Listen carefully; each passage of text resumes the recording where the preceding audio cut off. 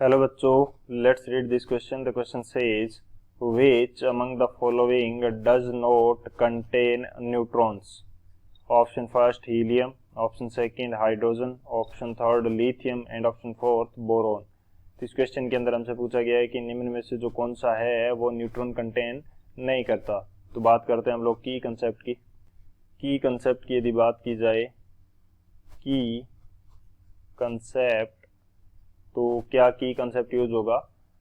हमारे पास यदि कोई भी एलिमेंट है, एलिमेंट x, तो इसको रिप्रेजेंट किया जाता है ZXA. इस प्रकार से इसको रिप्रेजेंट करेंगे. तो यहाँ पे जो Z है वो हमारे पास क्या रहेगा, ये हमारे पास रहता है एटॉमिक नंबर, और इसकी जो वैल्यू है वो इक्वल रहती है किसके, नंबर ऑफ प्रोटॉन के, या बोल सकते हैं कि प्रोटॉन नंबर भी Z के इक्वल होता है. अब ये जो A है ये हमारा क्या है, एटॉमिक मास है या मास नंबर इसको बोलते हैं. ये किसके इक्वल होगा, ये इक्वल होता है नंबर ऑफ प्रोटॉन्स जिनको हम रिप्रेजेंट करेंगे P से, प्लस नंबर ऑफ न्यूट्रॉन्स जिनको हम रिप्रेजेंट करेंगे N से. सो ये हमारा मेन की कंसेप्ट रहेगा, और इसके अकॉर्डिंग हम देखेंगे, आइडेंटिफाई करेंगे कि किसके अंदर न्यूट्रॉन नहीं है. तो बात करते हैं हम लोग सॉल्यूशन की. अब यदि बात की जाए सॉल्यूशन की, तो फर्स्ट ऑप्शन के अंदर हमें गिवन है हीलियम. यदि हीलियम की मैं बात करूं तो हीलियम रहता है 2He4 के रेस्पेक्ट में. सो हमारे पास इसका Z कितना मिलेगा, Z मिलेगा 2, यानी कि नंबर ऑफ प्रोटॉन्स भी इसके अंदर कितने होंगे, 2 होंगे. और जो इसका A है, A की वैल्यू किसके इक्वल होती है, प्रोटॉन प्लस न्यूट्रॉन के, जो कि 4 के इक्वल है, और प्रोटॉन की वैल्यू 2 है, तो नंबर ऑफ न्यूट्रॉन्स कितने आ जाएंगे, 2 आ जाएंगे, यानी कि इसके पास तो न्यूट्रॉन्स हैं.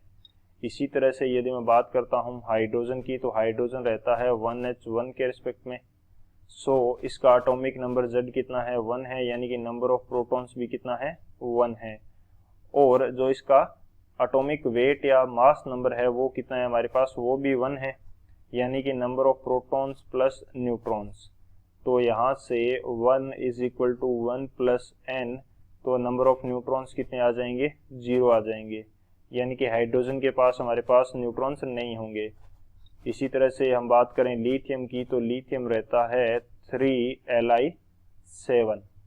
सो इसका जो एटॉमिक नंबर है वो कितना है, Z की वैल्यू है 3, यानी कि नंबर ऑफ प्रोटॉन्स भी 3 है, और एटॉमिक मास जो है या मास नंबर है वो कितना है, 7, यानी कि प्रोटॉन प्लस न्यूट्रॉन की वैल्यू कितनी है, 7 के इक्वल. सो यहाँ से न्यूट्रॉन कितना आ जाएगा, 4 आ जाएगा, क्योंकि प्रोटॉन की वैल्यू कितनी है, 3 है. सो इसके पास भी न्यूट्रॉन्स हैं. और बोरॉन की यदि बात की जाए तो बोरॉन रहता है 5B11 के रूप में, और इसके अंदर यदि Z की बात की जाए तो Z इसका 5 है, यानी कि नंबर ऑफ प्रोटॉन्स भी 5 है. एटॉमिक मास या मास नंबर की बात करें तो वो 11 है, यानी कि प्रोटॉन प्लस न्यूट्रॉन की वैल्यू कितनी है, 11 है. यदि प्रोटॉन की जगह मैं 5 यूज करूंगा तो नंबर ऑफ न्यूट्रॉन हमारे पास कितना आ जाएगा, 6 आ जाएगा, नंबर 6 आ जाएगा, यानी कि इसके पास भी न्यूट्रॉन्स हैं. तो ऐसा कौन सा एलिमेंट है हमारे पास जिसके पास न्यूट्रॉन नहीं है, वो हमारे पास हाइड्रोजन हो जाएगा. So option B is the final answer. I hope you understood it well. Best of luck. Thank you.